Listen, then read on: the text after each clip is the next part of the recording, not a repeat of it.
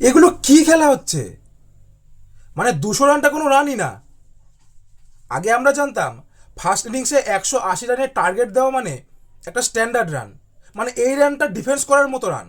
কিন্তু এখন দেখছি 200-র ওপর রান করেও কোনো সিকিউরিটি নেই। এইবার আইপিএলে 200-র নিচে কোনো রানই নেই। মানে ফার্স্ট ইনিংসে কোনো টিম ব্যাট করতে নেমে যদি 200-র নিচে রান করে তাহলে ভেবে নিতে হবে সেই ম্যাচ সেই টিম হেরে গেছে। রান তাকে 200-র ওপর রান করতেই হবে, তাহলে সে ডিফেন্স করতে পারবে। 200-র নিচে রান করলে ডিফেন্স করার মতো কোনো পজিশনই হচ্ছে না। আইপিএল 2025-এর 21 নম্বর ম্যাচ ছিল লখনৌর সাথে কেকেআরের। লখনৌ প্রথমে ব্যাট করতে নেমে 235 রানের টার্গেট দেয়। সেকেন্ড ইনিংসে কেকেআর ব্যাট করতে নেমে মাত্র 4 রানে পরাজিত হয়, 4 রান। ভাবা যায় 235 রানের টার্গেট দেওয়ার পরেও 4 রানে পরাজিত হতে হয় কেকেআরকে। কেকেআর দারুণ খেলেছে, এটা তো বলতেই হয়। এবার আসি লখনৌর কথায়। ওফ ভাই, অসাধারণ। প্রথম 3টে ব্যাটসম্যানই রান করে দিয়ে বেরিয়ে গেছে, ব্যাস।